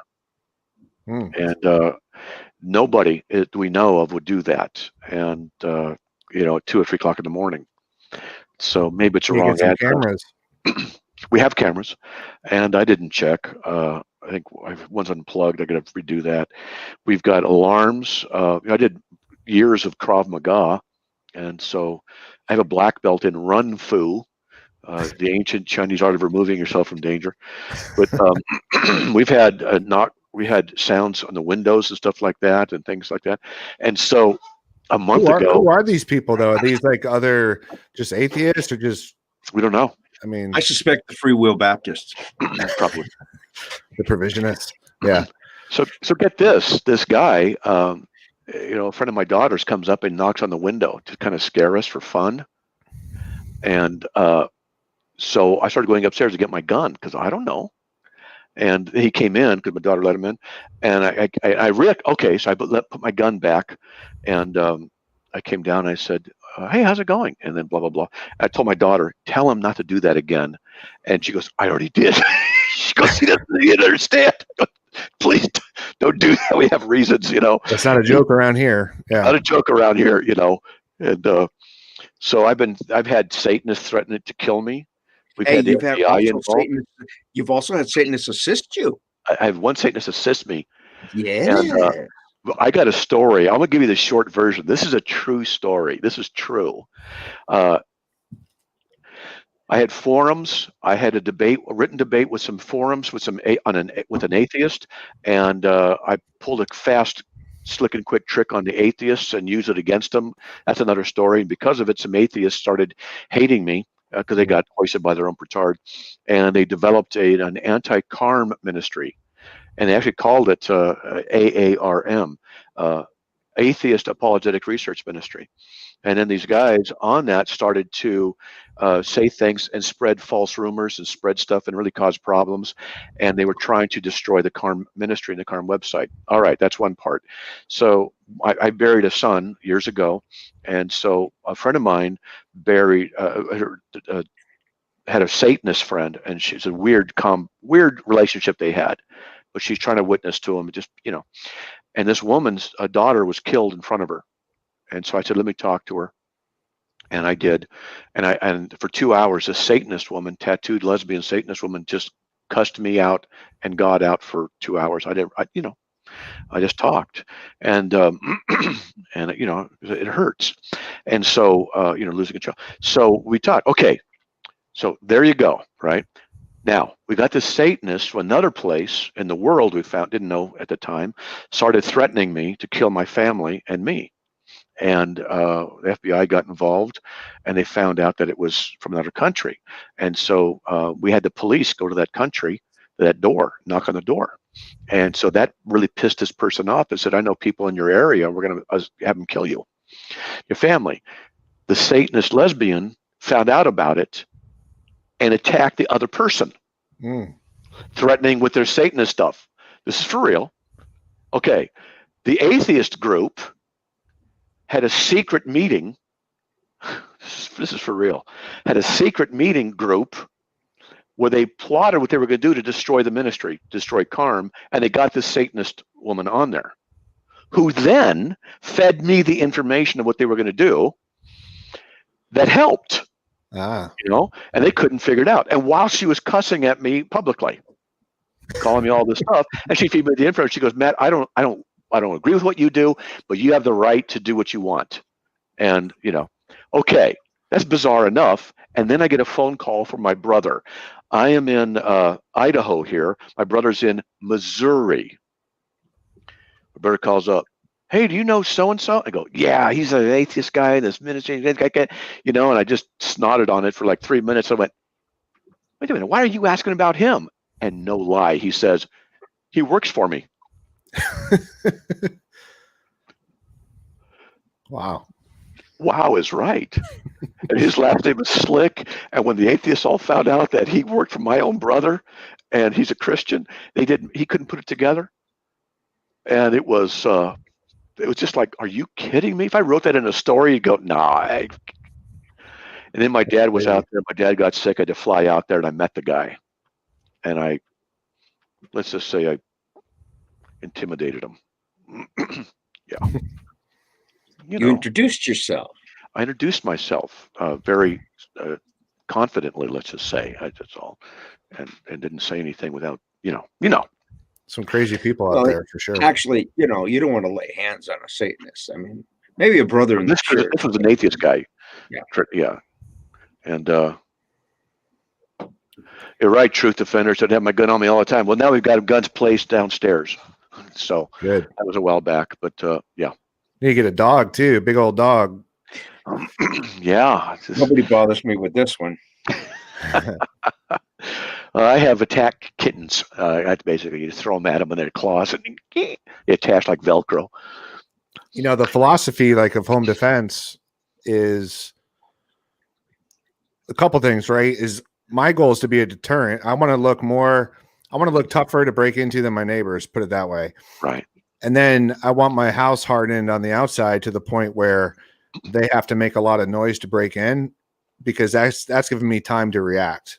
Right. And so I have everything planned out, and you have kind of concentric circles and, Yep. So they can come to my house, but we'll unleash the dogs of war. Yeah, I've got weapons in strategic places. I've got cameras. We've got an alarm. We've got stuff, and and we have a very defensible house. Once we're upstairs, there's only a single narrow area to go up through, and we have all the ability up there to up here, I should say. But yep, yeah. I've got some guys one guy was born with a Glock in his hand. It's a miracle. Born with a Glock, and so he's training me on stuff and. And we have cops. Are you in the city or like a suburb around Boise? A suburb. We're about 15 miles east or west of it in a city called Nampa, second biggest city in Idaho. So, but yeah, everybody here carries guns. Everybody does. Yeah, you don't want to mess with anybody in Idaho. Are you on the Nextdoor app? Yeah. It's actually pretty cool because you hear all the scuttlebutt going around the neighborhood. Like we got someone down the street, someone was trying to open their car at 2 a.m. and just weird stuff like that. You never know. So it's kind of good to know what's going on. Yep. Yeah. We've had some people going through stealing mail. And so that went through and stuff. And, missing dog, missing cat, things like that. We had some kids being rude, blocking traffic in the neighborhood while they're walking together. And, the guy described this one tall, blonde, curly-headed kid, and the lady in the neighborhood says, "That's my son. Don't worry, he's not going to bother you anymore." We didn't have that when I was growing up, and obviously when you guys growing up too. So Yeah. Yeah. Well, yeah. And plus I live in a cul-de-sac. So it's hard to, yeah, we've had one thing stolen out of our garage once. We left the garage door open too long, and something was stolen, but that's it. You know, And, Lexus and Nexus offers a free service. They'll let you keep track of whatever kinds of crime you want to within a radius of your house, small or large. You pick the circle, and you pick the type of reports you want. Thefts, assaults, whatever, and they'll send it to your email daily, sometimes twice a day if there's a lot going on. But yeah, it's an interesting free service, and I see. Gotta check that out. Yeah, what's happening, and they X out the address, the exact only crimes, or will they do all police calls? You can set it up for police calls, but it has to be something they respond to and make a report. Otherwise, it doesn't make the Lexus and Nexus. But we get assaults, burglaries, mail theft, vicious dogs that need response or something like that. And yeah, you can go to drug busts. You can even go down to get the fire reports. So it's basic first responders that there's a whole list they let you choose. You ever from. look at the domestics? It's crazy how many domestic disturbances there are. Right. We've got an apartment complex that grew up here in the past few years, and that's littered with or assaulted with those things now. Yeah. Really? Yeah, it's crazy. Checking on something. I like that neighborhood. Yeah.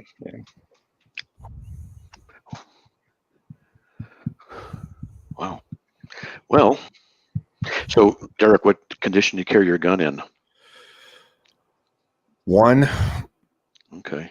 So, well, sometimes it depends. So if I'm, well, you said carry. So if I'm carrying somewhere, generally around in the chamber, so I don't go to bed with the gun right next to me for a few reasons. But what I'll do is I'll have the gun with the magazine in the gun, but it's not locked. It's not like fully inserted in the magazine well. And I'll put the gun somewhere where I have to take a few steps to get to it.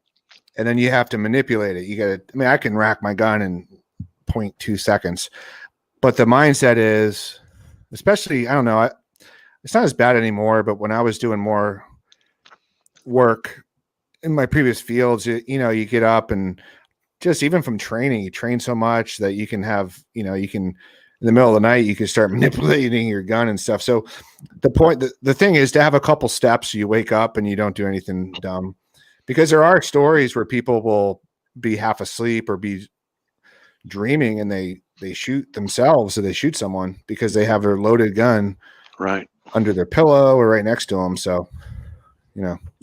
After 48 years with my wife, I won't take a gun to bed with me. Yeah, I keep mine unchambered, mag in, and I have to get up and move and to go get it. And then I often put it underneath something like a piece of clothing, I'll put up on the dresser. So then I have to really do something extra. Yeah. So by the time you're manipulating it, you woke up or whatever. Yeah. Yeah. That's smart. So. Yeah, I take it very seriously. It's a very sobering thing. And every time I get out and shoot it, the first shot scares the crap out of me, because it reminds me of how powerful it is. You know what I mean? It's like that. This is serious. That's what I mean. It's just. Have you ever heard of the CAR system of shooting? CARD, C-A-R-D? C-A-R. Is it? I don't know specifically. There was something I purchased like a year ago. I never used it, but they actually had cards that had certain things, but I think it's probably something different.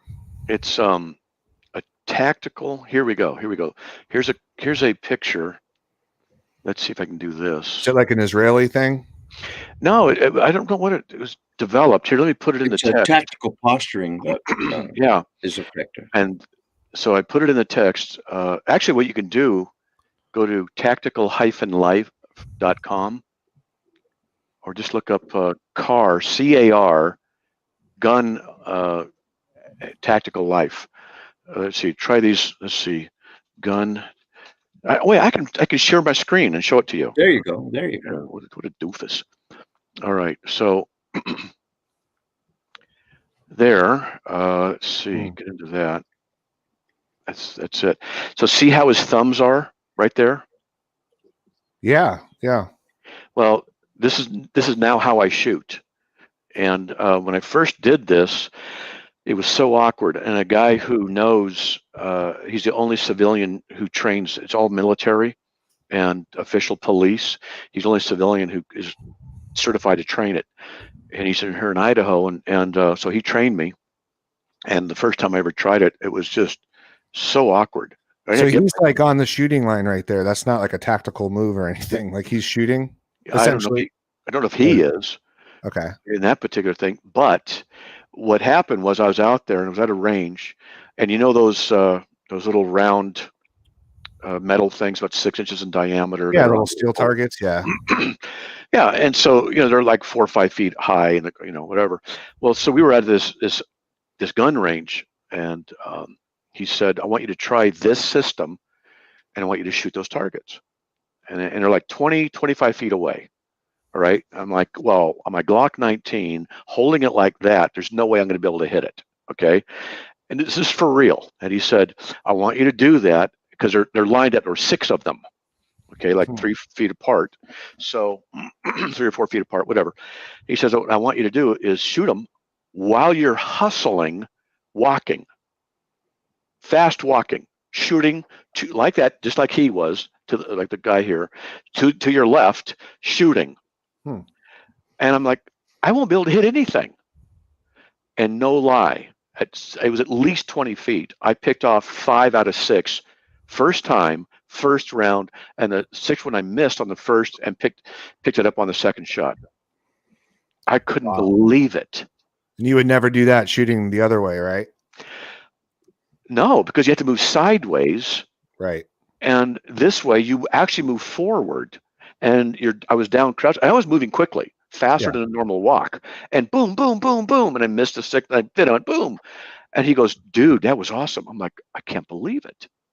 And so this is how I hold, but from that position, it's a little bit more modified because I did martial arts for years. So I have a certain stance I'm comfortable in. So kind of a half stance like that. And but that's how I hold my gun now. Really cool. Yeah, I definitely haven't heard of that. Center axis relock. So that's the technical. Oh, that's what it is. Yeah. Yeah. And it's apparently what it does is it causes you to be able to very stable. Better. It's stable. And yeah, I love this. Let's see if we can get this picture to get bigger. Let's see. And you can see how it's lined up on the eye. Yep. Well, both eyes are open, and that eye over there can't see through this. It only works on one eye, and then what you do is you switch positions left to right. You just reverse it, and you go the other direction. Yeah, you got it. It's like that.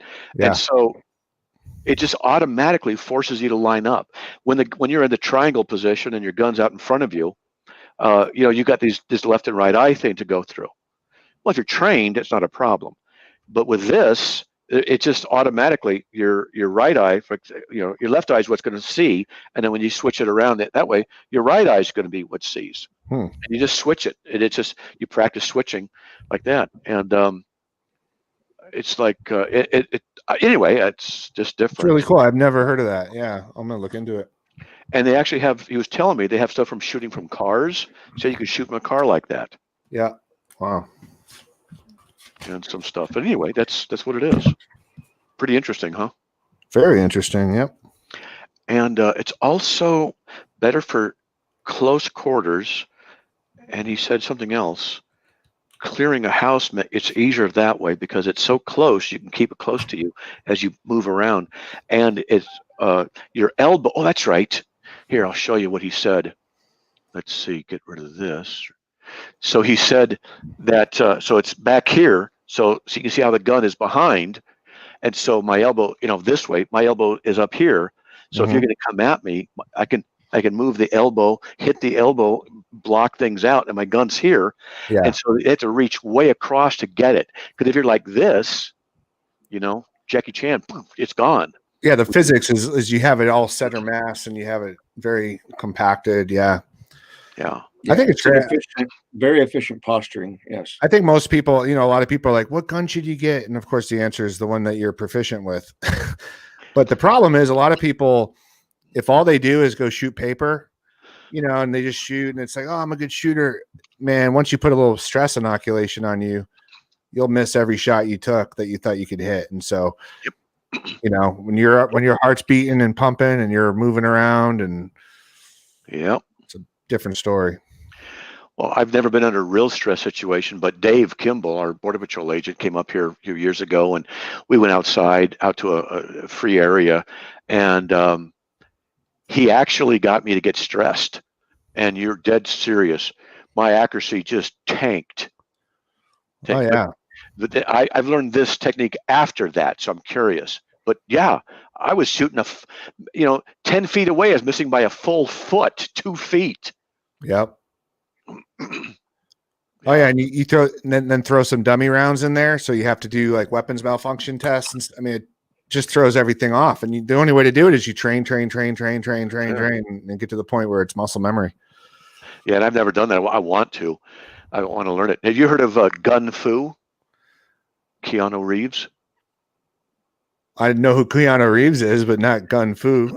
Gun Fu. There's actually something I think he's developing, or has been developed because of. Someone told me about this Gun Fu. Let's see if it comes up. No, that's not it. They call it that, but what is Gun Fu, and it has to do with Keanu Reeves or something. Yeah, I'm looking at a video. So he's trained so well. What is Gun Fu? Yeah. That it's actually altering. The John Wick series is altering how some of the gun scenes are now done in other movies. Wow. And so, you'll notice he'll jab with it. He'll come up, he'll come down. A lot of tricks. Yeah. What people actually do. Yeah. Versus the old movies, they come in and their guns like pointing to the ceiling, like they're gonna. Yeah. Well, I always like it when I see in a few movies when. In the movie, one guy is right there, a foot in front of the other guy, and the guy behind him has his gun right by his ear. Yeah. And, it goes, "Don't I'll shoot him." I'm like, right by his ear. I mean, 6 inches from his ear. Like, no, come on. My wife always got mad at me because remember that show 24 used to be on? Yeah. And everyone loved it. It was kind of a cool show, but it was just so unrealistic. I mean, you had this guy, he's like a prisoner in China. He flies home in the US and he's like, "All right, I'm going to go on another mission." And, it's just not realistic. And then, I don't know, a cool show, but. Yeah. Well, I know and I've only heard stories and I've never been in a situation, but I know people have told me repeatedly, you can train all you want against paper and it all falls apart. Something like, what was it? Real cops, I forgot, it was like 1 in 18 shots lands or some ridiculous, I don't know if it's that high, but it's like that 1 in 9 or 10. Like in an actual shoot situation. Yeah. Probably. Yeah. I want to doubt it. I mean, well, you got guys, if you're you just graduated from the academy, you've been training a lot, but after you're in for a while, I mean, you might have an annual or semi-annual paper target qualification. And if you're not staying proficient with all the other stuff, I mean, imagine you're on the force for 15, 20 years and, your proficiency it plummets. Yep. Yeah. You guys, you train like that or did in this situation, it takes a lot of work and it's, yeah. And we guys like me, I can shoot paper. No problem when a guy comes in my home. Yeah. Uh-huh. Yeah.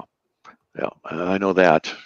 So I rehearse in my mind situations and so I react properly without being, yeah, we call them what if games. What if this happens? What if someone threw a rock through my window and tried to break in and all that kind of stuff. Yep, we've done about that. My wife would go upstairs. I would stay at the top of the stairs, call 911, and hide. We have a certain area I can be so they couldn't see me very, very easily. And if they come up the stairs, I'm going to warn them. If they keep coming, I'm shooting. That's it. It's called the fatal funnel. They have to go through that spot, and it's a funnel where you can just throw lead down. Yeah, that's right. Remember that we had a range master that stressed all of us out in a class when we showed up, and he had draped one of our county sheriff uniform shirts over a target and wanted us to shoot it. Half the people wouldn't do it, and the half that did, he says, "Now look, go look at it, examine it." And they said, "I'd rather not." That was very stressful, very stressful. Yeah, just that little bit, and he shook us up. Yeah, I never want to pull my gun on anybody ever. I don't ever want to. Don't ever want to. I don't think of it lightly. I think of it very seriously. And the only reason I carry is because of what I do for a living. And I've been threatened so much. And people come in and they threaten my family. So I got to. And that's it. Are you part of the U.S. Law Shield or anything? I was. You know what it is, like the attorney thing and all that? Or there's a few of them, but yeah. Yeah, I need to get back into that. Because if anybody needs it, I do. Because, I could see someone kicking down our door trying to get in. I have an extra strong lock on our door. And there's no way to get in the house without us knowing it. Yeah. Well, the way society is, you could do everything right and you're still going to get sued. Oh, exactly. And so having these attorneys, as long as you didn't do anything criminal or whatever, I mean, they'll defend you to the end and, and they tell you exactly what to do. And so. Well, bad guys can have everything in my house. You attack my wife or me, that's a different story. Then it's going to, But other than that, take it. We can replace it later. That's it. I don't want to shoot anybody. I don't ever want to, ever. Yeah. I just not. A lot of guys are braggadocious. Hey, look at this. Look, I got Nope. I'd rather people just leave me alone. Leave me alone. That's right. That's what I say. Leave me alone.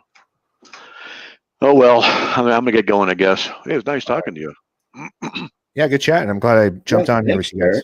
Yeah, I'm glad you did. Yeah, I threw my email in the chat, Matt. If you have questions like with the camera stuff, I mean, feel free to email me, mattslick@gmail.